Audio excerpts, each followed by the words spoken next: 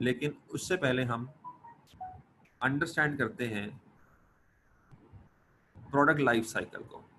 अब product life cycle you might have uh, you might know this already, product life cycle, through your knowledge of some other subject। Strategic management में आपने पढ़ा हो सकता है, आपकी एंटरप्राइज मैनेजमेंट में या किसी और मैनेजमेंट की किताब में आपने ये पढ़ा हो सकता है। तो प्रोडक्ट लाइफ साइकिल का कॉन्सेप्ट क्या है कि एक प्रोडक्ट का लाइफ साइकिल जो है वो मुख्तलिफ स्टेजेस में डिवाइड होता है, और इन स्टेजेस में इस प्रोडक्ट की कॉस्ट की नौयत और रेवेन्यूज की नौयत और प्रॉफिट्स की नौयत चेंज होती है। अब मिसाल के तौर पे सबसे पहले आपकी जो लाइफ साइकिल की स्टेज है वो है प्रोडक्ट डेवलपमेंट स्टेज, ठीक है। उसके बाद मार्केट डेवलपमेंट स्टेज, जिसको आप इंट्रोडक्शन भी कहते हो। प्रोडक्ट डेवलपमेंट को अक्सर R&D भी कह देते हैं, मार्केट डेवलपमेंट को इंट्रोडक्शन भी कह देते हैं। तो होता ये है कि आपका प्रोडक्ट पहले तो बनने से पहले रिसर्च और डेवलपमेंट के फेज से गुजरता है, फिर उसके बाद जब वो बन जाता है तो मार्केट में इंट्रोड्यूस होता है, और आहिस्ता आहिस्ता वो प्रोडक्ट मार्केट में इंट्रोड्यूस होता है, उसका नाम बनता है, उसका ब्रांड बनता है, उसकी सेल बढ़ती है, और वो फिर इंट्रोडक्शन से ग्रोथ फेज में चला जाता है। और फिर ग्रोथ फेज से उसके बाद जो अगला मरला आता है वो उसका मैच्योरिटी का फेज है, और फिर अगला मरला उसका डिक्लाइन का फेज है।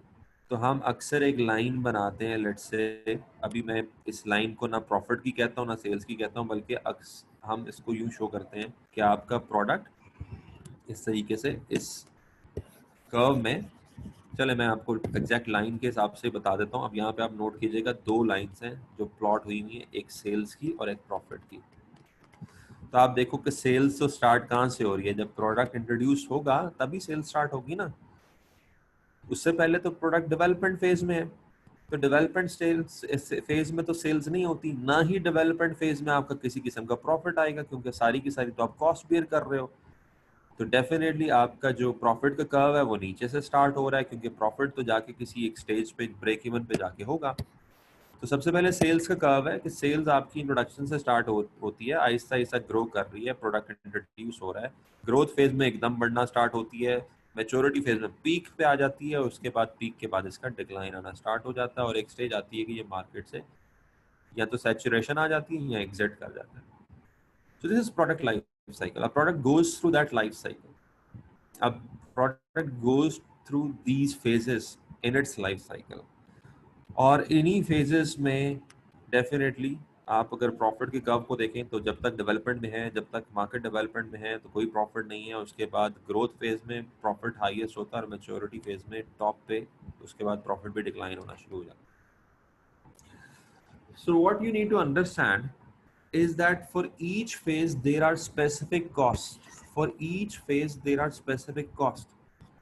मिसाल के तौर पे जो प्री प्रोडक्शन फेज है, जिसको हम डेवलपमेंट फेज कहेंगे, उसमें high level of setup cost आप इनकर कर रहे होते हो, आपकी रिसर्च कॉस्ट होती है, प्रोडक्ट डिजाइन कॉस्ट होती है, बिल्डिंग ऑफ प्रोडक्शन फैसिलिटीज। तो हर स्टेज पे एक अपनी नौयत की कॉस्ट होती है। अच्छा, अब इसमें अंडरस्टैंड करने वाली बात यह है कि हर स्टेज पे कॉस्ट डिफरेंट तरीके से वेरी कर रही है, और आप देखो रेवेन्यू भी डिफरेंट तरीके से वेरी कर रहा है। मिसाल के तौर पे अगर हम इब्तदाई स्टेज को देखें, जो कि हमारी R&D की स्टेज है, रिसर्च और डेवलपमेंट की स्टेज है, ये एक ऐसी स्टेज है जिसमें रेवेन्यू तो है ही नहीं, कॉस्ट है अलबत्ता, तो यहाँ पे तो लॉसेस ही होंगे। इवन अगर आप इससे अगली स्टेज को देख लो तो इससे अगली स्टेज में भी रेवेन्यू कम है, मामूली रेवेन्यू है, क्योंकि प्रोडक्ट अभी इंट्रोडक्शन स्टेज में जा रहा है। तो इंट्रोडक्शन स्टेज में कितना रेवेन्यू होगा? हाँ, कॉस्ट अलबत्ता आपकी हाई है, क्योंकि आपको हाई मार्केटिंग कॉस्ट करनी पड़ी है, आपकी अभी इकोनॉमीज ऑफ स्केल भी नहीं आई, प्रोडक्शन कॉस्ट भी ज्यादा है, कॉस्ट अच्छी खासी है शुरू में, उसके अगेंस्ट रेवेन्यू थोड़ा, तो जाहिर बात है यहाँ पे भी आप लॉसेस में जाओगे। फिर मामला कहीं ना कहीं ग्रोथ फेज में जाके बैलेंस होता है, और कॉस्ट और रेवेन्यूज कहीं मैच करके कहीं ना कहीं आपको प्रॉफिट दे देते हैं। इसका मतलब ये हुआ कि अगर हम पीरियोडिक बेसिस पे स्टेटमेंट बना रहे हों ठीक है। इसका मतलब ये हुआ कि अगर हम पीरियोडिक बेसिस पे स्टेटमेंट बना रहे हों और लेट से हमारा जो प्रोडक्ट डेवलपमेंट का फेज है वो 1 साल का है, तो यहाँ पे 1 साल में तो लॉसेज ही आएंगे, और लेट से 1 साल हमें इंट्रोडक्शन में भी लग जाता है तो दूसरे साल में भी लॉसेज आएंगे, और कहीं प्रॉफिट्स अगर आना स्टार्ट होंगे तो तीसरे, चौथे और पांचवें साल में कहीं ना कहीं प्रॉफिट्स होंगे, वो भी चौथे साल में डिक्लाइन होना शुरू हो रहे हैं, असल जो प्रॉफिट्स हैं वो तीसरे साल में। अच्छा, अब हम यहाँ पे क्या कहेंगे, लेट से अगर हम पीरियोडिक बेसिस पे कॉस्टिंग कर रहे होंगे और पीरियोडिक बेसिस पे हम प्रॉफिट एनालिसिस कर रहे होंगे, तो हम क्या कह रहे होंगे, हम ये कह रहे होंगे कि पीरियड 1 में प्रोडक्ट जो है वो फेल्योर है, लॉस दे रहा है, नाकाम हो गया है क्योंकि इसमें तो प्रॉफिट नहीं हो रहा। पीरियड 2 में भी हम कहेंगे कि प्रोडक्ट जो है वो नाकाम है, प्रोडक्ट लॉस मेकिंग है, प्रोडक्ट सक्सेसफुल नहीं है, और पीरियड 3 में हम कहेंगे सक्सेसफुल है, और फिर पीरियड 4 में भी कहीं ना कहीं। तो अगर आप पीरियोडिक बेसिस पे किसी भी प्रोडक्ट की सक्सेस और फेल्योर का अंदाजा लगाओगे तो इनिशियल पीरियड्स में तो आपको पता है डेफिनेटली लॉसेस होने हैं, उसके बाद सब्सिक्वेंट पीरियड में प्रॉफिट होते हैं। तो प्रोडक्ट सक्सेसफुल है या सक्सेसफुल नहीं है, प्रोडक्ट कामयाब है, कामयाब नहीं है, प्रोडक्ट प्रॉफिटेबल है, प्रॉफिटेबल नहीं है, क्या हम हतमी तौर पे कह सकते हैं? नहीं कह सकते। हतमी तौर पे हम कब कह सकते हैं कि प्रोडक्ट जो है वो हमारा कामयाब है? हतमी तौर पे हम उस वक्त कह सकते हैं कि अगर हमारा लाइफ साइकिल बेसिस पे जितनी भी कॉस्ट है, लाइफ साइकिल बेसिस पे जितनी भी कॉस्ट है, अगर मैं इसको लाइफ साइकिल रेवेन्यू से कंपेयर करूं, और अगर मेरे life cycle revenue life cycle cost से ज्यादा है, तो फिर मैं क्या कहूंगा कि मुझे लाइफ साइकिल बेसिस पे प्रॉफिट आ रहा है, और फिर मैं कह सकता हूँ कि लाइफ साइकिल बेसिस पे जब मैं एनालिसिस करता हूँ तो उस एनालिसिस के मुताबिक दिस प्रोडक्ट इज सक्सेसफुल। ठीक है, अब बात को अंडरस्टैंड करो, और मुझे इसको अंडरस्टैंड करवाने के लिए आपको भी एक मिसाल भी देनी पड़ेगी। हम प्रॉफिटेबिलिटी के मेयार को समझ लें चेंज कर रहे हैं, बजाय इसके कि हम हर साल प्रॉफिट कैलकुलेट करें और कुछ सालों में लॉसेस आए और हम कहें हमारा तो प्रोडक्ट ही ठीक नहीं है और प्रोडक्ट हम बंद कर दें। व्हाई नॉट एक प्रोडक्ट को लॉन्च करने से पहले उसका जरा लाइफ साइकिल एनालिसिस कर लेते हैं, और लाइफ साइकिल एनालिसिस ऐसे करते हैं कि हम ये देखते हैं कि उसका जितना भी प्रोडक्ट लाइफ साइकिल है, लेट से 5 साल का है, 6 साल का है, 10 साल का है, तो हम सारी की सारी लाइफ साइकिल कॉस्ट को एस्टिमेट कर लेते हैं। ठीक है, ये एस्टिमेटेड होगी क्योंकि अगले सालों की कॉस्ट को आप कैलकुलेट कर रहे हो, ये एस्टिमेटेड होगी।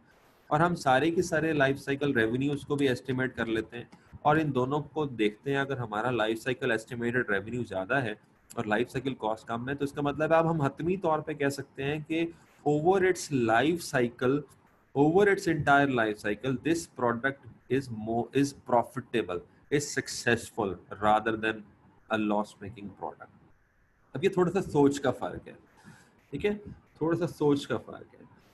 अच्छा, अगर आपको ये बात, I don't know to what extent you are understanding, मैं आप अगर आप कमेंट कर दो तो शायद मैं आपके सवालों का जवाब पहले दे दूं और फिर मैं आपको एक मिसाल भी देके समझाता हूं। तो मेरे ख्याल में बिलाल इज आस्किंग कि I have a question. Bilal, go ahead, अपना क्वेश्चन टाइप कर दे, मैं आपको उसका आंसर उसको रिस्पॉन्ड कर देता हूँ। किसी और का भी सवाल अगर अब तक के बताने में आ रहा है आपके जहन में तो आप भी पूछ सकते हैं, और आपको क्लियर करने के बाद फिर मैं आगे चलूंगा, अगली बात करूंगा, और जो मिसाल मैंने देनी थी उस मिसाल की बात करेंगे। जी बिलाल, गो एड, पूछें।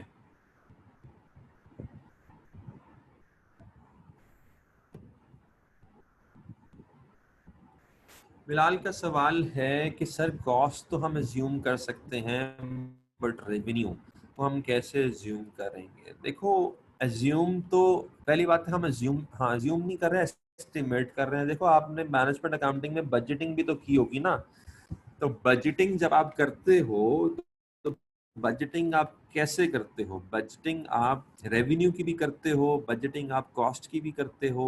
इनफैक्ट आपने जब बजट्स बनाए होंगे तो हमारा तो बजट स्टार्ट ही प्रिंसिपल बजट फैक्टर से होता है, और वो प्रिंसिपल बजट फैक्टर होता ही सेल्स है, और सेल्स को हमें एस्टिमेट करना पड़ता है, not only in terms of units but also in terms of price. हम ये अंदाजा लगाएंगे कि हमारा ये प्रोडक्ट अगले 5 सालों में कितने का बिकेगा, कितना बिकेगा, उसकी डिमांड का हमें अंदाजा लगाना पड़ेगा। प्राइसिंग हमारी बड़ी मैटर करती है इस सारे के अंदर। तो जब आप चीज़ों को एस्टिमेट करते हो तो कहीं ना कहीं अजम्पशंस की बेस पे करते हो, कहीं ना कहीं एक्सपीरियंस की बेस पे करते हो, कोई ना कोई फाइनेंशियल मॉडलिंग करते हो, कोई टूल्स अप्लाई करते हो, एस्टिमेट तो हो ही जाता है। एस्टिमेट करने में क्या मसला है? आपने रेवेन्यू को एस्टिमेट करना ना, तो आप अंदाजा लगाओ पहले साल कितने यूनिट बिकेंगे, दूसरे साल कितने बिकेंगे, तीसरे साल कितने बिकेंगे, चौथे साल कितने बिकेंगे, पहले साल क्या प्राइस रखोगे, दूसरे साल क्या प्राइस रखोगे। और अब डेफिनेट सी बात है कि जो अंदाजा लगाने का जो प्रोसेस होता है वो कोई बहुत ज़्यादा एक्यूरेट नहीं होता। आप कोशिश करते हो लेकिन उसके अंदर बहुत सारी assumptions और बहुत सारे लूप होल्स बहरहाल होते हैं, लेकिन हमें ज़िंदगी में आगे बढ़ने के लिए कुछ ना कुछ कहीं ना कहीं से तो स्टार्ट करना पड़ता है। तो this is not a problem, ठीक है? क्योंकि देखो, अगर हम अंदाजा नहीं लगाते और इस सारे चीज़ों को एक्चुअल में करते हो, अगर मुझे 5 साल के बाद पता लगे, ठीक है? अब जरा एक दूसरी सिचुएशन देखो कि हम अंदाजा नहीं लगाते। ये सारे टूल्स वो हैं जो अंदाजा लगाओगे तो फायदा इनका। तो अगर आप देखो, हम अंदाजा नहीं लगाते और मुझे 5 साल बाद पता लगता है, आफ्टर 5 years, जब प्रोडक्ट जो है वो जो डिक्लाइन फेज में चला गया, तब मैं कैलकुलेशन करता हूँ और मुझे पता लगता है कि मेरे एक्चुअल लाइफ साइकिल रेवेन्यू जो है वो 1 लाख का है और एक्चुअल लाइफ साइकिल कॉस्ट तो $1,20,000 की है, और मुझे लाइफ साइकिल बेसिस पे नुकसान हो चुका है 20,000 का। तो इस नुकसान का पता लगाने का फायदा क्या हुआ? इस नुकसान का पता लगाने का तो पता होने का कोई फायदा नहीं। अब तो प्रोडक्ट ही खत्म, 5 साल गुजर गए, 5 सालों में नुकसान हो गया, अब तो आप कुछ भी रिवर्स नहीं। तो इस टेक्निक का फायदा यही है कि आप शुरू में, अभी प्रोडक्ट आपने लॉन्च नहीं किया, अभी प्रोडक्ट डेवलपमेंट फेज में, आप उसी वक्त अंदाजा लगाओ कि अगले, पहले तो सबसे पहले ये अंदाजा लगाओ कि इसका लाइफ साइकिल क्या है। अब देखें, ये इन इटसेल्फ एक अंदाजा है, ठीक है? Estimated life cycle in itself एक अंदाजा है, और यही लगाना बहुत मुश्किल काम है कि आपका प्रोडक्ट जो है वो कितने अरसे चलेगा, और मैच्योरिटी फेज कितने अरसे चलेगी, और ग्रोथ फेज कितने अरसे चलेगा, और मार्केट फेज कितने अरसे चलेगा। ये इन इटसेल्फ एक बहुत बड़ा चैलेंज है। 2 साल 3 साल टेक्नोलॉजिकल एडवांसमेंट मुसलसल हो रही है, डायनामिक्स एनवायरमेंट, बिजनेस एनवायरमेंट के मुसलसल चेंज हो रहे हैं, कंपेटिटर्स नए नए आ रहे हैं, corona, there so many political, economic, legal, technological factors जो अफेक्ट कर रहे हैं। तो उसके अंदर रहते हुए इस चीज को अंदाजा लगाना कि जो प्रोडक्ट मैं बना रहा हूँ और जो मैं लॉन्च करने जा रहा हूँ उसका लाइफ साइकिल 5 साल है या 10 साल, ये इन इटसेल्फ बहुत मुश्किल काम है। एस्टिमेट करोगे आप, फिर उसके अंदर उसके फेजेस को आप एस्टिमेट करोगे कि कितना अरसा लग जाएगा डेवलप करने में, कितना अरसा लग जाएगा मार्केट डेवलप करने में, कितना अरसा ग्रोथ में लगेगा, कितना अरसा मेच्योरिटी पे लगेगा, कितना अरसा डिक्लाइन पे लगेगा। ये भी मुश्किल है। फिर उसके बाद ये जब आप एस्टिमेट कर लेते हो तो फिर हर फेज में जो लगने वाली कॉस्ट है, डेवलपमेंट फेज में कितनी कॉस्ट लग रही है, मार्केट डेवलपमेंट फेज में कितनी कॉस्ट लग रही है, कॉस्ट भी कौन कौन सी आपने एस्टिमेट करनी है, प्रोडक्शन कॉस्ट भी एस्टिमेट करनी है, नॉन प्रोडक्शन कॉस्ट भी एस्टिमेट करनी है, फिर उसके बाद आपने रेवेन्यू एस्टिमेट। तो ये बड़ी अच्छी खासी जो है एक्सरसाइज है। But at the end of the day अगर आप ये कर लेते हो, राइट और रॉन्ग, हम राइट रॉन्ग के चक्कर में पड़ ही नहीं रहे। Estimate is an estimate, it can never be accurate. Even जब बजट बनाते हो तो जब एक्चुअल रिजल्ट्स आते हैं तो बजटेड रिजल्ट में और एक्चुअल रिजल्ट में कहीं जमीन आसमान का फर्क होता है, फिर आप रिकंसिलिएशन करते रहते हो वो वेरिएंस निकाल निकाल के। तो वेरिएंस तो आएगा, एस्टिमेट और एक्चुअल में फर्क तो होगा। This is not a question, right और wrong is not a question, but once you estimate, जब आप एस्टिमेट कर लेते हो तो फिर उसके बाद आपको फायदा ये होगा कि अगर आज आपको पता लगे, ठीक है, आज आपको पता लगे कि आपके life cycle estimated life cycle revenues 1 lakh के हैं और एस्टिमेटेड लाइफ साइकिल कॉस्ट 1,20,000 की है, और ये आपको कल 5 साल बाद नहीं पता लग रहा, ये आपको आज पता लग रहा है, अभी आपने प्रोडक्ट लॉन्च नहीं किया। तो इसके मुताबिक आपको 5 सालों में, अगले 5 सालों में 20,000 का नुकसान होने वाला है। अगर ये बात मैं आपको आज बता दूं, या कोई टूल आपको आज बता दे, या कोई एनालिटिकल स्टेटमेंट आपको ये बात आज बता दे कि the way you are launching your product, the way you are making your product, the way you are marketing your product, the way over the life cycle 5 साल आपको नुकसान हो जाएगा 20,000 का, तो कौन लॉन्च करेगा? या तो आप लॉन्च नहीं करोगे, या फिर आप आज से, अब जो इसका सबसे ज्यादा बड़ा फायदा है, आप आज से कोशिश करोगे कि या तो आप अपनी कॉस्ट को कम करो, ठीक है, कॉस्ट को कंट्रोल करो, या तो फिर आप आज से कोशिश करोगे कि कॉस्ट स्ट्रक्चर चेंज किया जाए, या फिर आप रेवेन्यू के स्ट्रीम को इन एनी वेज आप लॉन्च करने से पहले अपने जो रेवेन्यूज और कॉस्ट हैं उसको मैनेज करने की कोशिश करोगे। उसकी कई टेक्निक्स होती हैं, बाद में पढ़ते हैं। तो इस पे मेरे ख्याल में कुछ कमेंट आ गया है, वो मैं पढ़ लेता हूँ। बिलाल को समझ आ गई, गॉट इट, तो ठीक है जी। अमजद का सवाल है, if product life is infinite then how we can apply life cycle costing. वैसे ऐसा कौन सा प्रोडक्ट होता है जिसकी लाइफ इनफिनाइट है? ये तो स्टेटमेंट जो है वो बड़ी अजीब सी लगती है, इवन हम इनफिनाइट लाइफ वाले नहीं है। लेकिन सवाल अच्छा है कि अगर इसकी जो लाइफ साइकिल हो वो इनफिनाइट हो। इवन कोक और पेप्सी में देखें आप, कोक और पेप्सी को कैसे ले सकते हैं कि कोक और पेप्सी जो है वो इनफिनाइट लाइफ की है? कोक और पेप्सी वाले भी कहीं ना कहीं उसके अंदर, देखिए एक चीज होती है कि आप, अभी ये चीज हम शायद आगे पढ़ ही लेते, अभी ये मिसाल भी शायद आ ही जाती, और ये बात भी मैं इन सेंस कर लेता कि होता ये है कि जब आप एक प्रोडक्ट बनाते हो और मार्केट में लॉन्च करते हो तो उसकी आपकी फेजेस ये आते हैं, आप उसको डेवलप करते हो, इंट्रोड्यूस कराते हो, वो ग्रोथ फेजेस में जाता है और कहीं ना कहीं डिक्लाइन फेज में आता है। अब ये और बात है कि आप उसके डिक्लाइन फेज को फिर मैनेज करते हो, आप उस पर डिक्लाइन आने नहीं देते, आप उसके डिक्लाइन फेज को स्ट्रेच आउट कर देते हो, आप उसमें उसकी some sort of through R&D उसमें प्रोडक्ट में वेरिएशन ले आते हो, उसकी मार्केटिंग करते हो, उसके फ्लेवर्स नए ले आते हो, आप उसको डिक्लाइन होने नहीं देते। तो इन अ सेंस यही तो अभी हम पढ़ेंगे कि अगर हमारा लाइफ साइकिल एनालिसिस ये कहता है कि जो हमारे एस्टिमेट्स हैं उसके मुताबिक लाइफ साइकिल बेसिस पे हमारा ये प्रोडक्ट प्रॉफिटेबल नहीं है, तो उसको प्रॉफिटेबल बनाना कैसे है, उसको आपने प्रॉफिटेबल बनाने के लिए किस तरीके से लाइफ साइकिल को एक्सटेंड करना है और उसकी क्या स्ट्रैटेजीज होंगी। अभी हमने स्ट्रैटेजीज पढ़नी है तो उसके अंदर ये वाली बात भी आ जाएगी कि हम किस तरीके से लाइफ साइकिल को डिक्लाइन फेज में गिरने से बचाते हैं और फिर उसको स्ट्रेच आउट कर लेते हैं। इनफिनाइट तो मैं फिर भी नहीं कहूंगा, मैं ये बात मानने से कासिर हूँ कि जो पेप्सी और कोक है ये दुनिया स्टार्ट होने से लेकर जो है वो पी जा रही है और दुनिया खत्म होने तक पी जाएगी। आई don't no, this is a very big statement. अच्छा जी, यहां तक बात हमने कर ली।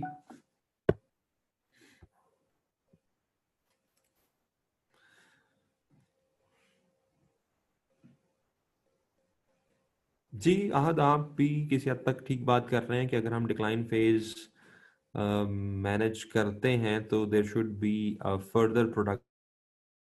ये जो बड़ी बड़ी कंपनीज होती हैं जिनकी मिसालें आप लोग मुझे दे रहे हैं, तो ये प्रोडक्ट डेवलपमेंट स्टेज में लगी रहती हैं, ये अपने प्रोडक्ट्स को through R&D continuously update upgrade करती रहती हैं, and that's the way they keep on extending the life cycle of the product. ठीक है,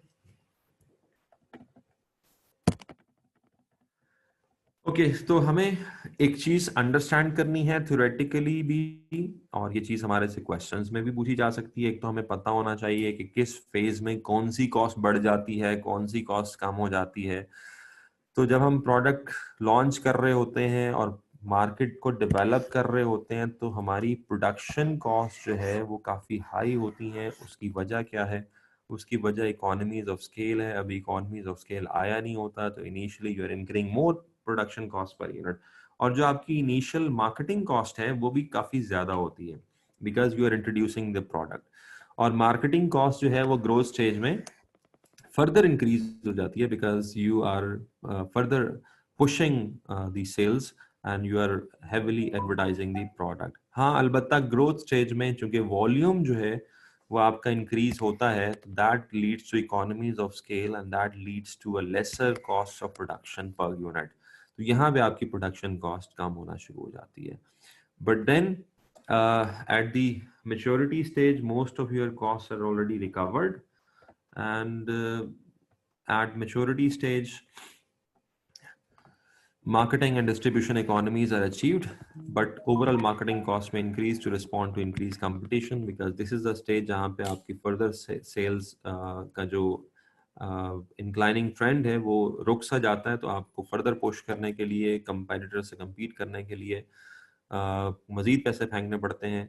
आपकी वेरिएबल कॉस्ट पर यूनिट जो है that falls due to economies of scale and learning effect. Basically peak है, हर चीज की पीक है, और पीक तभी आएगी जब आप अपनी कॉस्ट पर यूनिट की पीक पे चले जाएंगे, उसको मिनिमम कर चुके होंगे, रेवेन्यू को मैक्सिमाइज कर चुके होंगे, प्रॉफिट मैक्सिमाइज हो चुका होगा, तो definitely you are reaching the peak.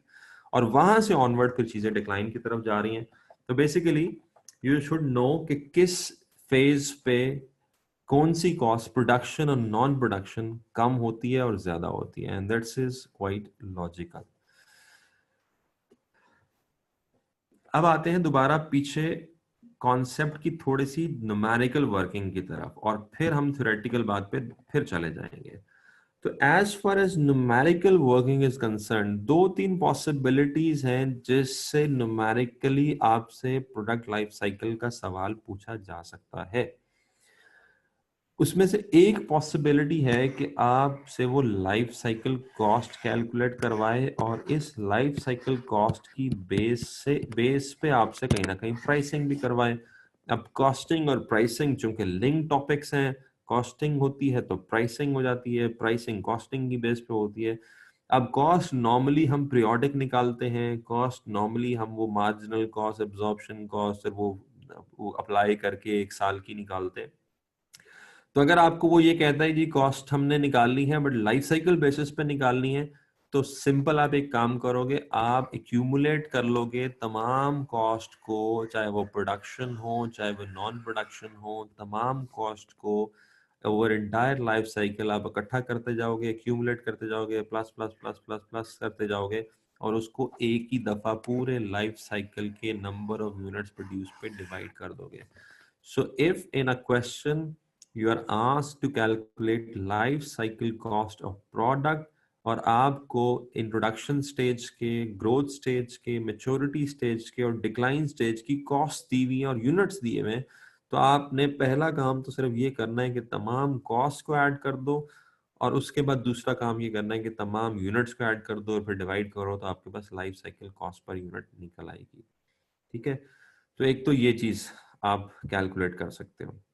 दूसरा, इसी तरीके से आपको लाइफ साइकिल प्रॉफिट कैलकुलेट करवाया जा सकता है। ये वैसे बहुत रेयर होता है कि आपसे लाइफ साइकिल प्रॉफिट कैलकुलेट करवाया जाए, लेकिन अगर लाइफ साइकिल प्रॉफिट कैलकुलेट करवाया जाता है तो फिर आप लाइफ साइकिल रेवेन्यूज में से लाइफ साइकिल कॉस्ट माइनस कर रहे होगे, and the difference is life cycle profit. So in most of the scenarios it's only about calculating life cycle cost of the product and a bit of pricing rather than profitability in that case.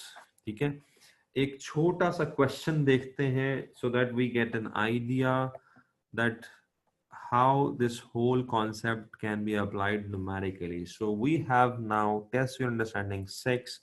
So this is one example where we can apply the concept of life cycle cost.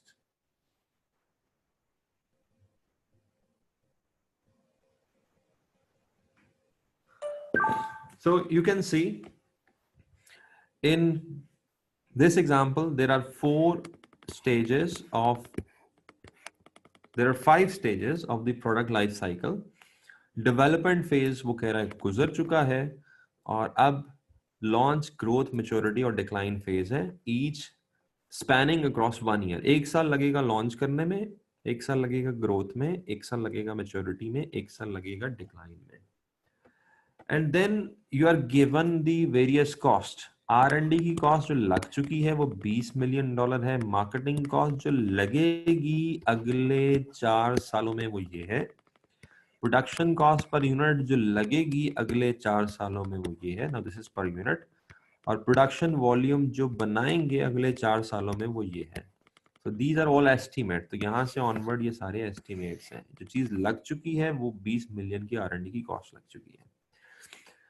Now the problem, what is the problem? The problem is the launch price, and this launch price is a contentious issue between the managers. So ये यहाँ पे managers के दरमियान basically एक लड़ाई है, एक rift है, एक डिबेट है।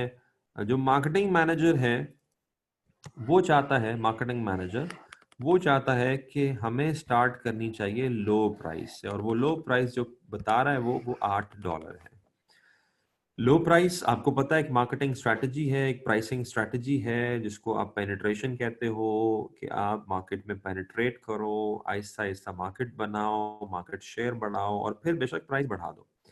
So marketing manager is suggesting a low price of $8, whereas the accountant is concerned that this does not cover costs during the launch phase and has produced the following schedule to support it. अब accountant चूंकि उनकी सोच एक ही तरह से काम करती है, तो अकाउंटेंट कहता है कि भाई इससे तो मेरी कॉस्ट भी पूरी नहीं होती। और कौन सी कॉस्ट पूरी नहीं होती? लॉन्च फेज की। तो द अकाउंटेंट चूंकि वो प्रोग्राम्ड होता है पीरियोडिक वे में सोचने के लिए, तो वो कहता है कि लॉन्च फेज की कॉस्ट यानी कि पहले साल की कॉस्ट, अब चूंकि आप पहले साल की प्राइस तय कर रहे हो, तो अकाउंटेंट कह रहा है भाई मेरी तो पहले साल की कॉस्ट भी पूरी नहीं होती, क्योंकि पहले साल अगर हम कॉस्ट कैलकुलेट करें, जो कि अभी मैं आपको अगले पेज पे कैलकुलेट करके दिखाता हूं, तो पहले साल की अगर हम सिर्फ और सिर्फ पहले साल की कॉस्ट कैलकुलेट करें, और वो कैसे करेंगे, अकाउंटेंट कैसे कॉस्ट कैलकुलेट करेगा? वो एक तो इस 20 मिलियन की डेवलपमेंट कॉस्ट को 4 साल पे स्प्रेड करके 5 मिलियन तो हर साल में यूं डाल देगा, इसको अमोर्टाइज कर देगा। This is how accountants do calculations. हम चूंकि खुद भी अकाउंटेंट्स हैं, वी कैन अंडरस्टैंड। तो वो सबसे पहले तो ये 5 मिलियन डाल देगा, फिर पहले साल का 5 मिलियन की मार्केटिंग कॉस्ट डाल देगा, फिर पहले साल की जो प्रोडक्शन कॉस्ट है $1 पर यूनिट है, और उसको 1 मिलियन से मल्टीप्लाई करके 1 मिलियन ये डाल देगा। तो अगर आप चेक करो तो 5 million plus 5 million plus 1 million 11 million की कॉस्ट है पहले साल की, 1 मिलियन की यूनिट्स की प्रोडक्शन है। तो यहाँ पे पर यूनिट कॉस्ट क्या पड़ती है अकाउंटेंट की कैलकुलेशन के मुताबिक? The way we do periodic calculation is $11। तो अकाउंटेंट कह रहा है, और उसने ये स्केड्यूल बनाया भी है, जो अभी मैंने छोटी सी कैलकुलेशन आपको करके दिखाई है, तो वो स्केड्यूल अकाउंटेंट ने बनाया भी है। देखिए उसी तरीके से जिस तरीके से मैं बता रहा था कि उसने R&D को मोनेटाइज कर दिया, उसने मार्केटिंग की कॉस्ट डाल दी, प्रोडक्शन की कॉस्ट डाल दी, टोटल कॉस्ट 11 मिलियन की आई, प्रोडक्शन यूनिट्स पे डिवाइड करके उसने कॉस्ट निकाल दी। और ये कॉस्ट जो उसने निकाली ये पीरियोडिक है, ये सिर्फ पहले साल की है, लॉन्च फेज की है, and this is what we do traditionally. अब हमारे से पूछा क्या जा रहा है? हमारे से ये पूछा जा रहा है कि हम प्रिपेयर करें एक revised cost per unit schedule looking at the whole life cycle cost. हमें कहा जा रहा है भाई पीरियोडिक कॉस्ट ना बताओ, बल्कि लाइफ साइकिल कॉस्ट बताओ, लाइफ साइकिल कॉस्ट बताओ। तो अभी हमने ये कॉन्सेप्ट सीखा है ताज़ा ताज़ा कि लाइफ साइकिल कॉस्ट निकालने के लिए हम चारों साल की कॉस्ट को एक्यूमुलेट करेंगे, और उसको हम फिर क्या करेंगे, उसको हम जो नंबर ऑफ यूनिट्स है उस पर डिवाइड कर देंगे। तो अब जरा कैलकुलेशन कीजिएगा। So I am giving you like 2 to 3 minutes calculator निकाल लें अपने, ठीक है, अपने अपने कैलकुलेटर निकाल लें और लाइफ साइकिल कॉस्ट कैलकुलेट करें, और उसको लाइफ साइकिल यूनिट्स पे डिवाइड करके मुझे पर यूनिट कॉस्ट बताएं। So this should not take long, 2 to 3 minutes, but that's good कि अगर आप इसको खुद कैलकुलेट कर लेंगे।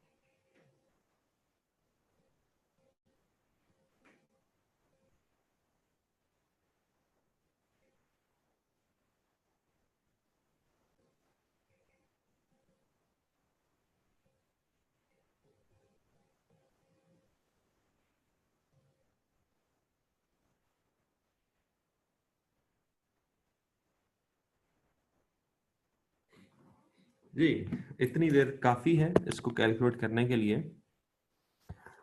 and I got one answer from Ahad which is 1.655.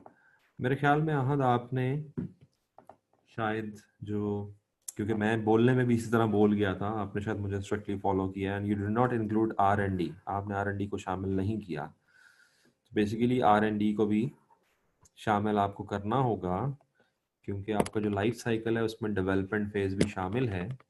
तो 20 मिलियन ये, और 5 या 9 10 या 12 12.9 ये, और उसके बाद ये 1 मिलियन बनेगा, ये 4.5 बनेगा, ये 8 बनेगा, ये 2 बनेगा। That is 1 4.5 plus 8 plus 2, so that in itself is जो भी अमाउंट आ रही है, and the correct answer which you will get after all these numbers, जब आप इसको सारे को ऐड करोगे तो आंसर बन रहा होगा 2.42, जो ये कैलकुलेशंस हैं इसके मुताबिक। ठीक है, सो इसमें 1 + 4.5 + 8 + 2 ये बनता है 15.5, और 20 इन तीनों का प्लस कर लो,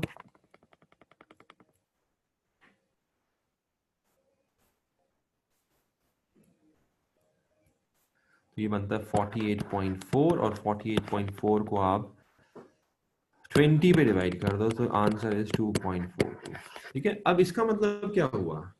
इसका मतलब ये हुआ कि अगर हम अपने प्रोडक्ट की लाइफ साइकिल बेस पे कॉस्टिंग करते हैं तो ठीक है भाई, शुरू में कॉस्ट ज़्यादा है क्योंकि आपकी शुरू की कॉस्ट ज़्यादा है, लेकिन बाद में कॉस्ट कम भी तो हो रही है। तो जो एक एवरेज कॉस्ट आ रही है क्रॉस दी लाइफ साइकिल वो तो सिर्फ 2.42 है।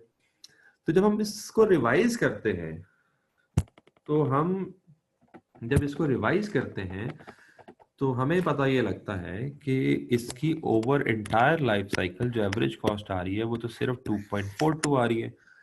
तो अब इसकी इम्प्लीकेशंस क्या हैं?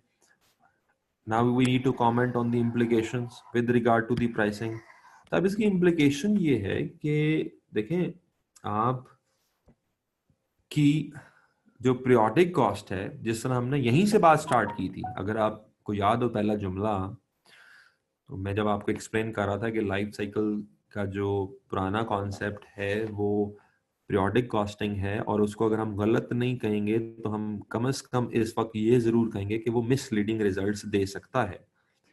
तो अगर हम सिर्फ लॉन्च फेज की कॉस्ट को बेस बनाकर सेल प्राइस सेट कर रहे होंगे तो वहां पे गड़बड़ हो सकती है, क्योंकि लॉन्च फेज में अभी हमारी कॉस्ट ज्यादा है। अगर हम वो cost as it is pass on कर दे कस्टमर को, तो हो सकता है हमारा जो प्रोडक्ट है वो बिके ना, और वो जो ग्रोथ फेज में वॉल्यूम पे उसको जाना चाहिए वो उस तक जा ही ना पाए।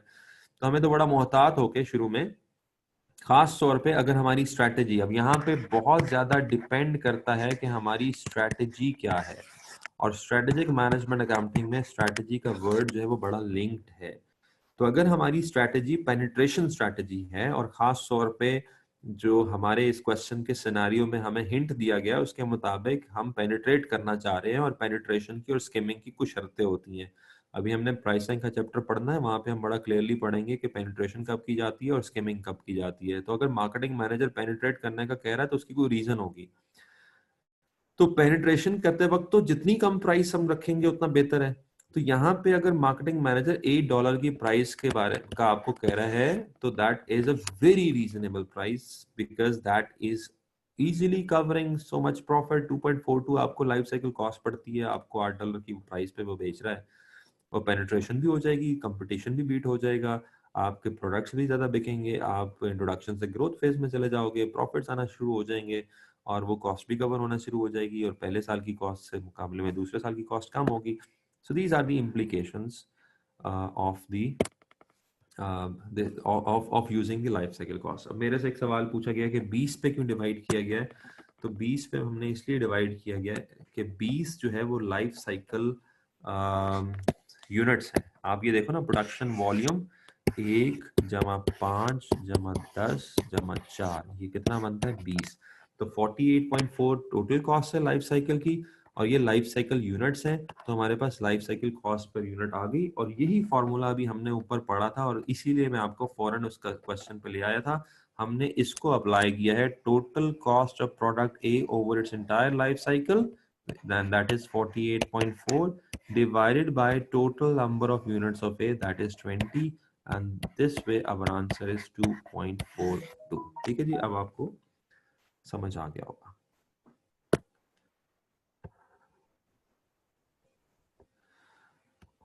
Oh, come on. Do we need to consider, the सवाल है तैयब का, do we need to consider present value and future value factors for life cycle costing?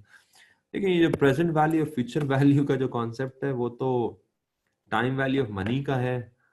अब अगर आप इसमें टाइम वैल्यू ऑफ मनी को इनकॉर्पोरेट करना चाहते हैं तो कर लें, लेकिन हमारे इसमें टाइम वैल्यू ऑफ मनी हम नहीं लेके आ रहे और हम सिंपल कॉस्ट लेके आ रहे हैं। और उसको हम इस सेंस में भी लेके आ रहे हैं कि भाई ये जो हम कह रहे हैं कि हमारा साल बाद या 2 साल बाद ये कॉस्ट लगेगी, तो that is your real cost. ठीक है, वेल इसमें हम टाइम वैल्यू मनी को नहीं लेके आते। लेके आ सकते हैं या नहीं आ सकते? बिल्कुल लेके आ सकते हैं, इसमें कौन सा मसला है। अच्छा, अब इसी क्वेश्चन की मैं आपको एक और शेप दिखाऊं एंड देन फिर मैं फिर थ्योरी पे चला जाऊंगा। तो इस क्वेश्चन की मैं आपको एक और शेप दिखाता हूं जो कि इस फॉर्म में आपको मिल जाएगी। तो चाहे इस फॉर्म में आ जाए कोई मसला नहीं है। ये भी हमारा एक सवाल है जो कि आई गेस ACC के पास पेपर से है।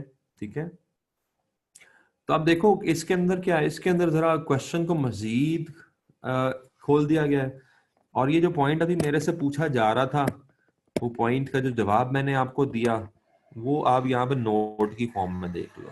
तो तैयब ने सवाल रेलेवेंट भी पूछा और अच्छा भी पूछा, और मेरा जवाब यही था कि हम time value of money ignore करते हैं। क्या इग्नोर ही करना चाहिए? जरूरी नहीं है, हम टाइम वैल्यू मनी कंसिडर भी कर सकते हैं, लेकिन उससे मामला तो और कॉम्प्लिकेटेड हो जाएंगे। वो हमारे घर ना तो सिलेबस में है और ना ही इस तरह का क्वेश्चन पास पेपर में आया है। हाँ, अगर आ जाए तो टाइम वैल्यू मनी का कॉन्सेप्ट अप्लाई कर दें, जो भी डिस्काउंटिंग वगैरह करनी है। But I have never seen a question of life cycle costing in my life as a student and as a teacher that has given you the time value money concept into the life cycle costing concept. Okay. अच्छा, अब यहाँ पे देखो कि सवाल क्या है। सवाल वही है कि कैलकुलेट करो life cycle cost per unit, वही सवाल है। लेकिन इस वक्त सवाल की जो डाटा है वो थोड़ा सा बिगर है, वो उससे ज्यादा है, और उसके अंदर हमारे पास R&D की कॉस्ट है, और ये एक ही R&D की कॉस्ट है, तो लाइफ साइकिल की भी यही होगी। उसके बाद हमारे पास प्रोडक्ट डिजाइन कॉस्ट है, और ये एक ही प्रोडक्ट डिजाइन कॉस्ट है, और ये लाइफ साइकिल की भी यही होगी। उसके बाद हमारे पास मार्केटिंग कॉस्ट है। मार्केटिंग कॉस्ट तीनों सालों में है, 12 लाख है, 10 लाख है, ये 22 लाख होगी। 22 के बाद फिर 17,50,000 और है, 22 और 7 29 और 10 39,50,000 की ये लाइफ साइकिल बेसिस पे होगी। तो मैं क्या कर रहा हूँ, मैं सिंपली ऐड कर रहा हूँ। I am just accumulating all the cost, I am accumulating all the cost. तो इसी तरीके से अब आप नीचे भी जब नजर मारते हो, अब नीचे जब आप नजर मारते हो तो फिर आपको दो दो तरह की कॉस्ट नजर आ रही है। एक है, अब यहाँ पे जिस तरह लिखा हुआ मैन्युफैक्चरिंग कॉस्ट, अब मैन्युफैक्चरिंग में लिखा हुआ वेरिएबल, तो जो अब यहाँ पे आपको इतना कॉन्सेप्ट तो आना चाहिए ना। अब आप SMA में अपनी बेसिक कॉस्टिंग और नहीं भूल सकते। तो वेरिएबल है तो किससे मल्टीप्लाई कर दोगे? यूनिट से। तो हमने 42 को पहले मल्टीप्लाई करना है यूनिट से, तो फिर जो भी अमाउंट आए उसको जमा करके हम यहाँ पे टोटल कर लेंगे। तो बस इस सवाल में इतनी ही थोड़ी सी एक एक्स्ट्रा इन्फॉर्मेशन है कि हर चीज फिर वेरिएबल और फिक्स दोनों फॉर्म में दी हुई है। फिक्स वाली को तो आप एज इट इज जमा कर लो। अब जिस तरह मैन्युफैक्चरिंग फिक्स प्रोडक्शन कॉस्ट कितनी दी हुई है, 6,50,000 और प्लस 12,90,000, तो ये तो आप एज इट इज जमा कर लो, 19,40,000। और जो वेरिएबल वाली है वो अब आप 40 और 42 को जमा करके यहाँ 82 नहीं लिख सकते, because this is per unit. If it is per unit, first of all you have to multiply with the number of units, you need to calculate it total, पे टोटल्स को ऐड कर लो। बस इस सवाल में इतना ही है। आप जिस तरह ये भी पर यूनिट है, इसको भी पहले आप टोटल में निकालोगे फिर ऐड करोगे, ये वैसे ऐड हो जाएगा। तो बस आपने कॉस्ट को क्यूमुलेट करना है, ये भी ऐसे ही ऐड हो जाएगा 3,60,000, लेकिन जो पर यूनिट वाली है वो मल्टीप्लाई होगी। एडमिन ऐसे ही ऐड हो जाएगा 15 और 9 24 लाख। तो जब आप ये सब चीजें कर लोगे, खास तौर पे मैंने वेरिएबल वाला भी छोड़ दिया, आप अगर कैलकुलेट कर सकते हो उस वक्त कर लो, साथ साथ मैं भी आपको आंसर इसका शो कर देता हूँ। तो जब आप ये सारी कॉस्ट क्यूमुलेट करोगे तो that is the life cycle cost. फिर आपने इसको एक ही दफा डिवाइड करना है, और कितने पे डिवाइड करना है? नंबर ऑफ यूनिट्स पे, और नंबर ऑफ यूनिट्स कितने हैं लाइफ साइकिल में? 3 लाख। तो जो भी कॉस्ट आएगी उसको आप 3 लाख पे डिवाइड कर दो, तो आपके पास life cycle cost per unit आ जाएगी। So this is the answer for this simple question. और अगर आप लोगों ने मेरे साथ साथ ये किया है तो मैं आपको इसका जो आंसर है, I don't know if I have it right now or not, but that is very simple.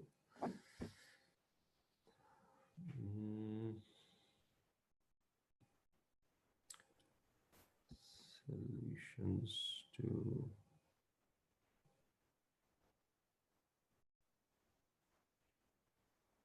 मेरे ख्याल में आप लोगों ने भी निकाल लिया होगा, ये तो सिंपल बस कैलकुलेशन है छोटी सी। जी क्या है जी आंसर इसका? एनीबडी, जिस किसी ने अगर कैलकुलेट किया हो?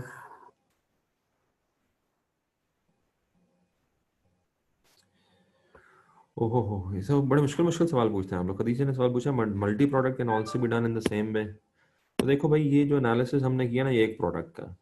अगर मल्टी प्रोडक्ट का करना है, यानी कि अगर एक और का करना है, तो फिर उसका लाइफ साइकिल अलग होगा। तो product life cycle is for one product only, हम मल्टी का इकट्ठा नहीं कर सकते। ठीक है, तो मुझे एक जवाब आया है, वो आया है 101.36, एक जवाब आया 108.5। अब चूंकि आपके आंसर्स में फर्क है, तो मैं आपको इसका सही जवाब बता देता हूँ। मेरे ख्याल में मुझे एक जगह मैंने, असल में मैं सब सिर्फ कैलकुलेशंस को अवॉइड करना चाह रहा हूँ, अदरवाइज वैसे कोई इतनी लंबी चौड़ी कैलकुलेशंस भी नहीं है। तो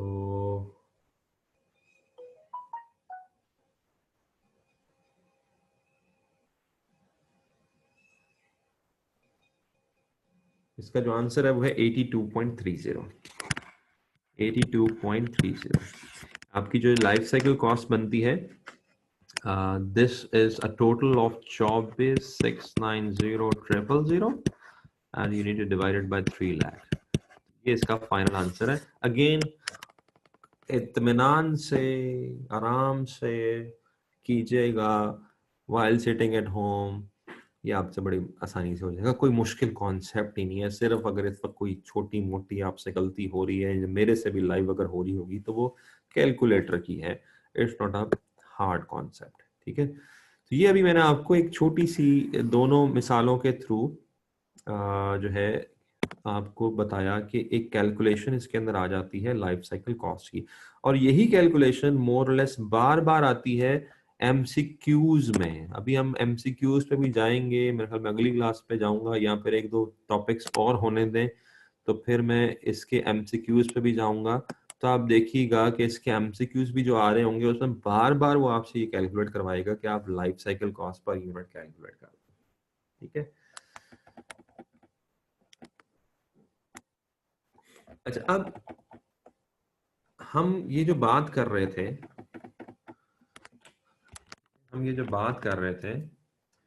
कि लाइफ साइकिल एनालिसिस अगर हम करते हैं, मैं यहाँ पे ना सिर्फ एक स्लाइड का हवाला दे देता हूँ। वैसे मैंने आपको ये सारी इसमें मुझे इससे गो थ्रू करने की जरूरत नहीं है। मैं जस्ट एक चीज यहाँ से आपको दिखाना चाहता हूँ, और वो ये है कि बेसिकली लाइफ साइकिल एनालिसिस, जिस तरह मैं आपको कह रहा था, इसमें क्या होता है कि आप सबसे पहले एस्टिमेट करते हो प्रोडक्ट लाइफ साइकिल, फिर आप एस्टिमेट करते हो लाइफ साइकिल कॉस्ट, फिर आप एस्टिमेट करते हो लाइफ साइकिल रेवेन्यूज, फिर आप एस्टिमेट करते हो लाइफ साइकिल रिटर्न। और क्यों हमने एस्टिमेट किया लाइफ साइकिल रिटर्न, क्यों हमने ये सारा कुछ किया? At the end of the day, the whole objective of this analysis is that we want to maximize the life cycle return। हम उस लाइफ साइकिल प्रॉफिट को या रिटर्न को मैक्सिमाइज करना चाहते हैं। तो अगर हमने ये एनालिसिस किया, ठीक है, मैं दोबारा उस पर आ जाता हूं। हमने ये एनालिसिस किया और हमारा जो लाइफ साइकिल रिटर्न है, which is the difference between इसीलिए मैं इसको लाइफ साइकिल प्रॉफिट कहता हूँ। Life cycle profit, this is the difference between life cycle revenues and life cycle cost.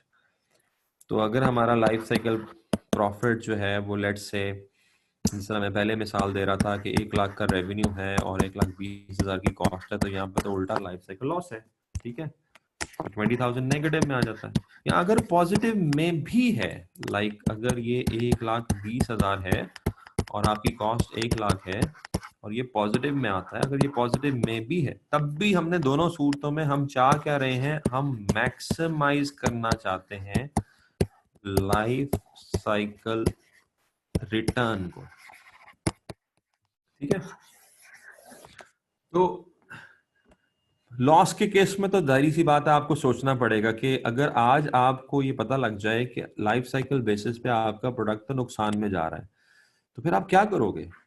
दो बातें हैं, या तो प्रोडक्ट लॉन्च नहीं करोगे या फिर अभी मैनेज करोगे और कोई ऐसी स्ट्रैटेजी अप्लाई करोगे जिसके थ्रू आपका प्रोडक्ट जो है वो लॉस की बजाय प्रॉफिट में चला जाए। और अभी आप बहुत कुछ कर सकते हो, अभी आप बहुत कुछ इसलिए कर सकते हो क्योंकि अभी प्रोडक्ट जो है वो लॉन्च नहीं हुआ।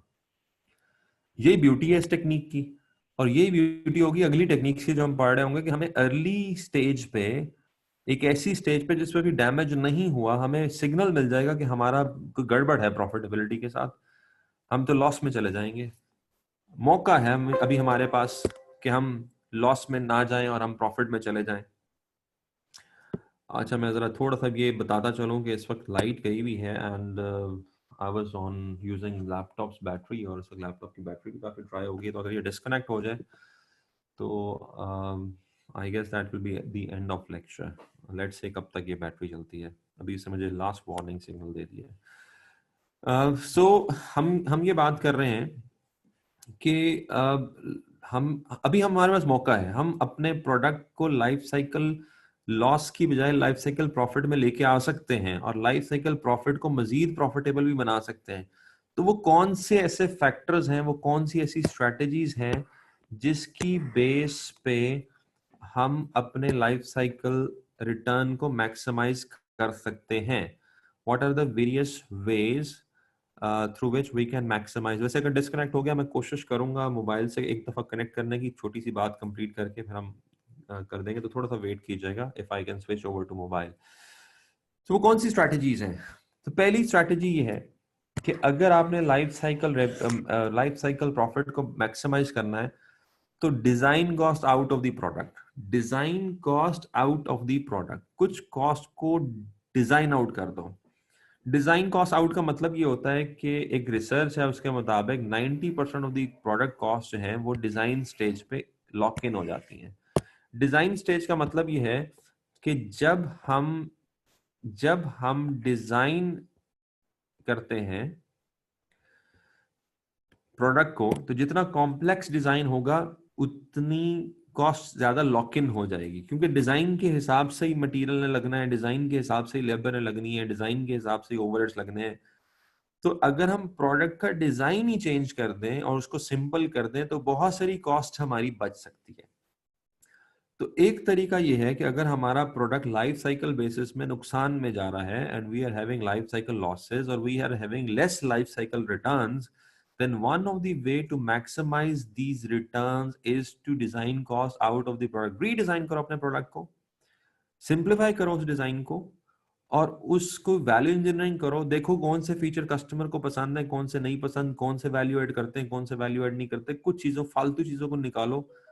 जब आप रीडिजाइन करोगे और कुछ मटेरियल निकलेगा, कुछ लेबर सेव होगी, कुछ ओवरहेड सेव होंगे, तो बहुत सारी कॉस्ट ऑटोमेटिकली सेव हो जाएगी। So one of the ways of maximizing your life cycle return is to design cost out of the product. ठीक है, एक स्ट्रैटेजी। दूसरी स्ट्रैटेजी ये है कि आप मिनिमाइज कर दो टाइम टू मार्केट। तो जब आप टाइम टू मार्केट मिनिमाइज करते हो तो basically you are launching quickly, you're launching before your competitor launches, और also you are extending the life cycle। Life cycle को एक्सटेंड करने के दो तरीके हैं, या मार्केट में जल्दी लॉन्च कर दो या फिर अपने एग्जिट को डिले करो। तो लॉन्च अर्ली कर लेने से भी आपको लाइफ साइकिल रिटर्न्स पे कुछ इम्पैक्ट हो सकता है, क्योंकि जितना लॉन्च लेट करोगे उतना चांसेस है कि कंपैटिटर आपका मार्केट में आ जाएगा और आपको फिर प्रॉफिटेबिलिटी मेंटेन करना प्रॉब्लम होगा। So if you are having life cycle profits, आपको कोई लाइफ साइकिल रिटर्न्स में इश्यूज है, आपका लाइफ साइकिल रिटर्न कम है, मैक्सिमाइज करना चाहते हो, तो आप मिनिमाइज कर दो टाइम टू मार्केट। जितनी जल्दी आप मार्केट में आ जाओगे और जितना कम टाइम आप मार्केटिंग में लगाओगे, उतना आपका जो लाइफ साइकिल रिटर्न है वो, और जितनी देर लगाओगे टाइम टू मार्केट में, मार्केट डेवलपमेंट में जितनी देर लगाओगे, उतना ज़्यादा फिर आपको कॉस्ट भी बढ़ेगी और लाइफ साइकिल रिटर्न में प्रॉब्लम भी होगा। फिर है जी minimize the break even point. जाहिर सी बात है, ब्रेक इवन पॉइंट क्या होता है? जहाँ पे आपकी जो revenues, total revenue total cost के बराबर हो जाता है, जहाँ पे आपका contribution margin variable sorry contribution margin fix cost के बराबर होता है। तो अगर आप चाहते हो तो मिनिमाइज करो ब्रेक इवन पॉइंट को, जितना जल्दी आप ब्रेक इवन कर सको उतना जल्दी करो। और यहाँ पे आप इस चीज को कैसे करोगे? अब यहाँ पे प्राइसिंग भी बड़ी मैटर करेगी कि आप क्या प्राइस करते हो, क्योंकि अगर आप लो प्राइस रखते हो तो that will lead to low contribution margin. जिस तरह आप पिछले क्वेश्चन में आपका मार्केटिंग मैनेजर कह रहा था कि लो प्राइस कर दो, so it might take you longer to break even in terms of low price. And if you set high price, so that will boost your contribution per unit and it will take less time to break even. So ये कहीं ना कहीं मामला जुड़ा हुआ है pricing के साथ भी, लेकिन एक बेटर अप्रोच, एक बेटर स्ट्रैटेजी होती है कि if you want to maximize life cycle return, you should minimize the break even point. तो आप अपनी प्राइसिंग को फिर उस हिसाब से एडजस्ट करते हो। Maximize the length of the life cycle itself. अब ये वो वाली बात थी कि अगर आप किसी तरीके से प्रोडक्ट का जो लाइफ साइकिल है उसकी लेंथ ही मैक्सिमाइज कर दो, उसको आप डिक्लाइन स्टेज पे जाने ना दो, और उसको आप थ्रू रिसर्च और डेवलपमेंट उसको आप एक्सटेंड करो उसके लाइफ साइकिल को। तो this is one way where you can maximize the length of the life cycle itself. तो जब एक प्रोडक्ट डिक्लाइन स्टेज में जाना शुरू होता है तो यहाँ से उसका लाइफ साइकिल एक्सटेंड कर दो, ठीक है। So in that way you can do that through whatever mechanism, through maybe research and development or some other mechanism. So in that way, either case, अगर आप minimize the time करते हो या maximize the length करते हो, either case you are actually ensuring better returns, ठीक है।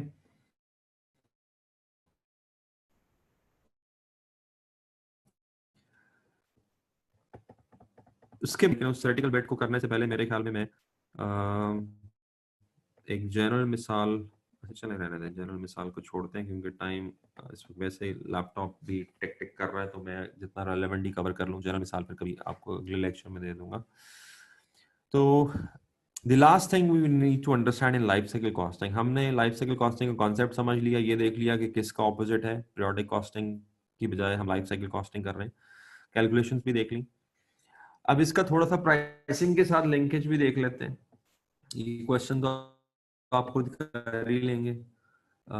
तो प्राइसिंग के साथ भी कनेक्शन है लाइफ साइकिल कॉस्टिंग। वैसे कॉस्टिंग का वैसे ही कनेक्शन है, लाइफ साइकिल कॉस्टिंग का वैसे ही कनेक्शन होता है प्राइसिंग के साथ, तो ऑब्वियसली लाइफ साइकिल कॉस्टिंग का भी कनेक्शन है प्राइसिंग के साथ। So what we need to understand is that different stages of the life cycle could relate to different pricing strategies. हम मुख्तलिफ स्टेजेस ऑफ लाइफ साइकिल पे मुख्तलिफ प्राइसिंग कर सकते हैं, बट जो भी करेंगे उसका अल्टीमेट ताल्लुक आपकी बहरहाल प्राइसिंग स्ट्रेटजी के साथ होगा, बट कर सकते हैं, ठीक है। मिसाल के तौर पे इंट्रोडक्शन फेज है, तो आप इंट्रोडक्शन फेज में हाई प्राइस भी चार्ज कर सकते हो और लो प्राइस भी चार्ज कर सकते हो। आपने हाई करना है या लो करना है, इसका ताल्लुक प्राइसिंग स्ट्रेटजी के साथ होता है, लेकिन नॉर्मली आप हाई कर सकते हो। हाई किस लॉजिक के तहत कर सकते हो? एक तो आपकी इनिशियल कॉस्ट हाई होती है, दूसरा आपके कंपेटिटर का आने का डर होता है, तो कंपेटिटर के आने से पहले पहले जितना आपने कमाना है कमा लो। तीसरा, अगर आपका वाकई प्रोडक्ट नया है, नॉवल है, तो वो डर भी खैर आपको नहीं होता आपके कंपेटिटर का, कोई आपको कॉपी लेट से नहीं कर सकता। तो इन दैट केस भी हाई प्राइस जो है वो ज्यादा लॉजिकल होती है। But again I would say कि इंट्रोडक्शन फेज पे दो high price is more logical, but you have to look at the kind of the product and the general business environment and you can charge low price as well, it depends on your pricing strategy. लेकिन बहरहाल जब आप growth phase में जाते हो, जब competition बढ़ता है, तो डेफिनेटली आपको प्राइस को रिड्यूस करना पड़ता है। जब मेच्योरिटी फेज आती है तो फिर फर्दर पुश करने के लिए फर्दर आपको प्राइसेस गिरानी पड़ती हैं। और definitely as it goes to decline, तो फिर वो सेल और वो प्राइस कार्ड्स और वो डेफिनेटली वो चीज़ें भी आपको करनी पड़ती हैं। सो मोर और लेस ट्रेंड यूं ही बनता है लाइफ साइकिल में कि initially you charge high prices to cover high cost and to minimize the break even time and to earn the profit as much as possible, and as you go across the later stages of the life cycle you decrease your price so that you give tough competition to your competitors. So logical तो यही है, but it all depends on your pricing strategy. तो यहाँ पे किसी का कोई सवाल आ रहा हो, मैं ज़रा क्वेश्चन आंसर्स मैं देख भी लेता हूँ। और अरसलान का एक कमेंट आया हुआ है और अरसलान का एक और कमेंट आया हुआ है। दो सवाल यहाँ पे हैं। अरसलान का एक तो कहना है कि isn't the R&D is a sunk cost which we do not consider in total cost, we include only relevant cost। अच्छा, अब अरसलान ये आपने कमेंट लिख तो दिया है, लेकिन देखो जब हम बात करते हैं रेलेवेंट इररेलेवेंट कॉस्ट की और सनक कॉस्ट की, तो हम बात करते हैं डिसीजन मेकिंग के पॉइंट ऑफ व्यू से कि अगर हम कोई डिसीजन ले रहे हैं तो हम अभी तो लाइफ साइकिल कॉस्ट जानना चाह रहे हैं, और लाइफ साइकिल कॉस्ट में तो तमाम कॉस्ट आएगी, बेशक सनक कॉस्ट है वो भी आएगी। ठीक है, अब हम ये कब कह रहे हैं कि कॉस्ट में सनक कॉस्ट नहीं आती? कॉस्ट में सनक कॉस्ट सिर्फ उस सिनेरियो में नहीं आती जब हमने फैसला करना है कि ए करें या बी करें। तो ए करने में अगर कॉस्ट सेम रहती है, बी कर सॉरी ए करें बी करें और कॉस्ट ऑलरेडी लग चुकी है, तो जो रेलेवेंट इरेलेवेंट का जो कॉन्सेप्ट है और जो सनक कॉस्ट कॉन्सेप्ट है वो with reference to certain decision होता है। तो हाँ, अगर यहाँ पे हम कोई डिसीजन लेना चाह रहे हैं तो उसमें फिर हम सनक कॉस्ट ले लेंगे, लेकिन फिलहाल तो हम तो कॉस्टिंग करना चाह रहे हैं। तो जिस तरीके से आप पीरियोडिक कॉस्टिंग भी करते हो और वहां पे भी फिक्स कॉस्ट लेते हो, और अगर ऑलरेडी लग गई तब भी लेते हो, तो जिस तरह नॉर्मल कॉस्टिंग में हम सनक कॉस्ट ले लेते हैं, वो तो डिसीजन मेकिंग में नहीं लेते। तो इसी तरह यहाँ पे भी हम लाइफ साइकिल कॉस्ट कैलकुलेट कर रहे हैं तो हम R&D लेंगे। दो, जिस तरह आपने कहा सनक कॉस्ट है, लेकिन आप पता नहीं कैसे कर रहे हो सनक कॉस्ट है, क्योंकि अभी आपको कोई डिसीजन का तो आइडिया नहीं है कि सवाल में कोई डिसीजन तो था नहीं। पहली बात तो ये है। दूसरी बात, आपने एक जुमला लिखा हुआ यहाँ पे कि marketing cost is and marketing cost is administrative cost which is part of selling, general admin part of the running of the business। तो मैंने कब कहा था कि हमने फुल प्रोडक्शन कॉस्ट, हमने जो है life cycle production cost calculate करनी है? हमने तो कहा था कि हमने life cycle cost of the product देखनी है, चाहे वो प्रोडक्शन हो चाहे नॉन प्रोडक्शन हो। बल्कि प्रोडक्शन नॉन प्रोडक्शन क्या, हम तो R&D भी ले रहे हैं, बल्कि ये सारा कुछ क्या, हम तो एनवायरमेंटल कॉस्ट भी ऐड कर देंगे शायद अभी आगे जाके। एक आजकल जो एक नया अकाउंटिंग चल रही है, environmental accounting this and that, तो अगर हमें एनवायरमेंटल कॉस्ट भी डालनी पड़े तो उसके अंदर जो है we will also consider that cost. तो ये जरा बात जहन में रखिएगा, ऐसे ना आपको आगे जाके एमसीक्यूज भी आएंगे, आगे जाके आपको ऐसे एमसीक्यूज भी आएंगे कि बताएं जी कौन कौन सी कॉस्ट इसके अंदर होनी चाहिए। उसमें लिखा होगा प्रोडक्शन कॉस्ट, उसमें लिखा होगा मार्केटिंग कॉस्ट, उसमें लिखा होगा एडमिनिस्ट्रेटिव कॉस्ट, उसमें लिखा होगा एनवायरमेंटल कॉस्ट, उसमें लिखा होगा फलानी कॉस्ट फलानी कॉस्ट फलानी कॉस्ट। नीचे कॉम्बिनेशन बने होंगे 1 and 2 only, 2 and 3 only, 3 and 4 only, 1 2 and 3 all of the above. तो लाइफ साइकिल कॉस्टिंग एक ऐसा कॉन्सेप्ट है जो कहता है भाई जो प्रोडक्ट का लाइफ साइकिल है शुरू से लेकर एंड तक सारी कॉस्ट डाल दो, तो फिर सारी डाल दो, तो फिर सारा कुछ ही ऑब्वियसली आप उसमें इंक्लूड करोगे। प्रोडक्शन नॉन प्रोडक्शन की तो बात ही नहीं हो रही, बात हो रही है लाइफ साइकिल कॉस्ट की, चाहे प्रोडक्शन रिलेटेड है चाहे नॉन प्रोडक्शन रिलेटेड है, हमने तो सारी डाल ली। क्योंकि जो आप सेलिंग प्राइस चार्ज करते हो उसमें आप तमाम कॉस्ट रिकवर करते हो ना, आप सिर्फ प्रोडक्शन कॉस्ट से रिकवर नहीं करते। आप सेलिंग प्राइस जो चार्ज करते हो उसमें आपने तमाम किस्म की कॉस्ट कवर करनी होती है और अपना प्रॉफिट भी निकालना होता है। So all of the cost is included. Azhar का कमेंट है मेरे ख्याल में, जो मेरे कमेंट से फर्दर अजहर ने एक सवाल जो है वो ऐड किया है, और वो यही है कि सर ये भी तो डिसीजन ही लेना है कि increase in case LCC is greater than LLR then we should not develop the product, then relevant cost should be accounted for. देखें, हम इस सारे मामले को, पहले बात तो ये है अजहर कि और अरसलान, आप लोग के सवाल बहुत अच्छे हैं, that definitely gives me to think about and giving you something more. देखो, हम यहाँ डिसीजन नहीं ले रहे। मैं आपको बताऊं, आप आज जाके अपनी एसएमए की आउटलाइन खोल के ये देखो कि ये टॉपिक आ कहाँ रहा है। ये टॉपिक आ रहा है कॉस्ट प्लानिंग में, और आगे आएगा कॉस्ट एनालिसिस, और आगे आएगा कॉस्ट मैनेजमेंट। हम इस वक्त जिस पर्सपेक्टिव से ये सारा कुछ पढ़ रहे हैं वो कॉस्ट प्लानिंग और कॉस्ट मैनेजमेंट और कॉस्ट एनालिसिस के पर्सपेक्टिव से ये सारा कुछ पढ़ रहे हैं, जो भी हम पढ़ेंगे अगले 2 दिन हफ्ते तक।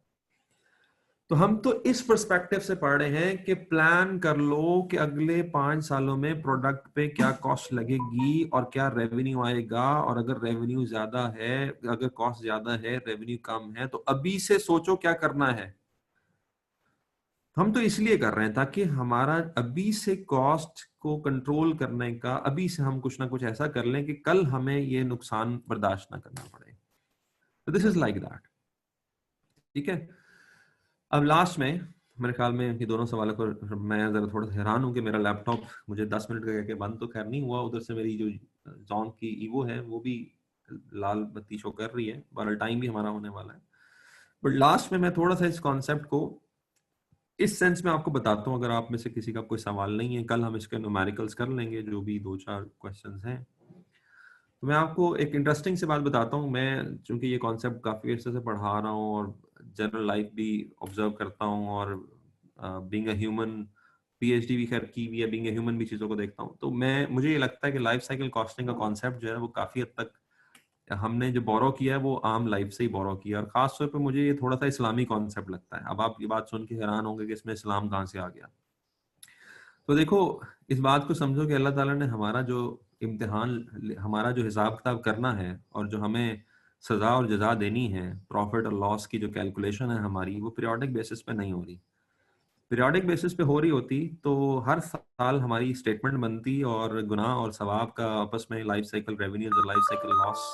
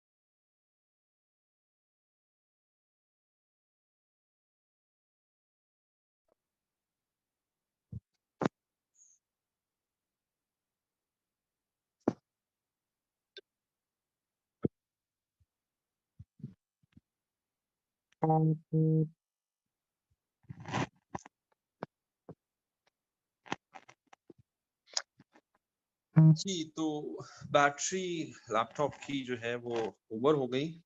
मैंने कहा था कि मैं मोबाइल पे स्विच करके देख लूंगा, अगर मैं अपनी क्लास को अब यहाँ से आपको बस कंक्लूड कर देता हूँ। तो बेसिकली मैं आपको बस एक एग्जांपल ही दे रहा था फ्रॉम अ कॉमन लाइफ, बाकी तो सारा कॉन्सेप्ट हमने किताब से पढ़ लिया और क्वेश्चन भी कर लिया। और मैं आपको कॉमन लाइफ से और बीइंग अ मुस्लिम एग्जांपल दे रहा था that I think that this life cycle costing is sort of an Islamic concept, क्योंकि अल्लाह ताला ने जो हमारा हिसाब किताब करना है वो पीरियोडिक बेसिस पे नहीं है बल्कि लाइफ साइकिल बेसिस पे है। तो जब पैदा होने से लेकर मरने तक हमारे ऑब्वियसली जो गुनाह और सवाब हैं वो क्यूमुलेट किए जा रहे हैं, और उसी क्यूमुलेटेड की बेस पे at the on the day of judgement हमारा हिसाब होगा। तो this is purely a life cycle concept. इसका मतलब ये हुआ कि अगर हम किसी इंसान की असल में कामयाबी और नाकामी देखते हैं तो वो लाइफ साइकिल बेसिस पे ही तय होगा। It's not on the basis of periodic. Periodic basis पे देखें, आज कोई इंसान अमीर है, कोई गरीब है, कोई नेक है, कोई गुनाह कर रहा है इस पीरियड में, हो सकता है अगले पीरियड में वो अच्छे काम कर ले। सो लाइफ साइकिल कॉस्टिंग का कॉन्सेप्ट भी इसी तरीके से ही है कि आपने अगर किसी प्रोडक्ट की ट्रू सक्सेस को जानना है तो you have to evaluate its cost and revenues and profitability over its entire life cycle, and for that you have to make so much estimates. And based on those estimates फिर आपको फायदा ये है, जब आप ये सारी चीजें एस्टिमेट कर लोगे, आप ये सारी प्लानिंग कर लोगे, तो फिर आपको ये फायदा है कि आप अभी उस प्रोडक्ट को बेहतर तरीके से प्लान कर पाओगे और बेहतर तरीके से कल कॉस्ट को मैनेज कर पाओगे. So that is um, um, where I relate this concept um, with the common life and especially in relation to Islam. जी, फाइनल किसी का कोई क्वेश्चन हो? मैं यहाँ पे कंक्लूड करना चाहूंगा ये टॉपिक. ऑब्वियसली सिचुएशन भी ऐसी है और हमने वैसे लॉजिकली इसको कवर भी कर लिया. अगर किसी का कोई फाइनल क्वेश्चन है तो वो बेशक पूछ ले. और मुझे व्हाट्सएप की रिक्वेस्ट आ रही है, मैं इंशाल्लाह अभी देख के जितने रिक्वेस्ट एंटरटेन कर पाया. बात मैं आपको बता दूं कि मैं तकरीबन दिन में 6 से 7 कोर्सेज पढ़ा रहा हूँ और मेरे पास 14 से 20 व्हाट्सएप ग्रुप्स हैं. तो वो इतना फ्रीक्वेंट व्हाट्सएप मैसेजेस आते हैं कि बाज़ औक़ात तो एक मैसेज के ऊपर एक मैसेज और वो ट्रेस भी नहीं होता. मैंने इसलिए वो हसीब का नंबर, जो कि ग्रुप एडमिन है, वो दे दिया था कि आप उससे राब्ता करें. लेकिन मुझे कुछ बच्चे बता रहे हैं कि वो भी बंद जा रहा है. तो आज जिन जिन लोगों ने मुझे रिक्वेस्ट की हुई है, आई विल ट्राई कि मैं उनको ग्रुप में ऐड कर दूं. अगर मैं मिस कर जाऊं तो please use some other mechanism. एक दूसरे को मदद करें. अगर कोई ग्रुप में ऐड हुआ हुआ है तो उसको पता होगा लिंक क्या है उसका, वो लिंक शेयर कर ले दूसरे से. मैं अभी लिंक भी शेयर कर लेता हूँ ग्रुप में, तो आप शेयर कर लें और ज्वाइन कर लें. ठीक है, सो दैट्स इट. अच्छा, क्वेश्चन आंसर में मैं नोट कर रहा हूँ कि कुछ क्वेश्चंस आए हैं. चलें तैयब, मैं आपको एडमिन बनाने लगा हूँ. ठीक है, आप कह रहे हैं कि हसीब रिस्पॉन्ड नहीं करते, तो Tayyab I am gonna make you admin. पता नहीं, पहले तो आपको ऐड करना पड़ेगा और फिर मैं एक दो लोगों को और एडमिन राइट्स देता हूँ ताकि आप मैक्सिमम लोगों को ऐड कर सकें. ठीक है, तो I will see you tomorrow then with some numerical questions, past paper questions of life cycle costing. Take care. Allah Hafiz.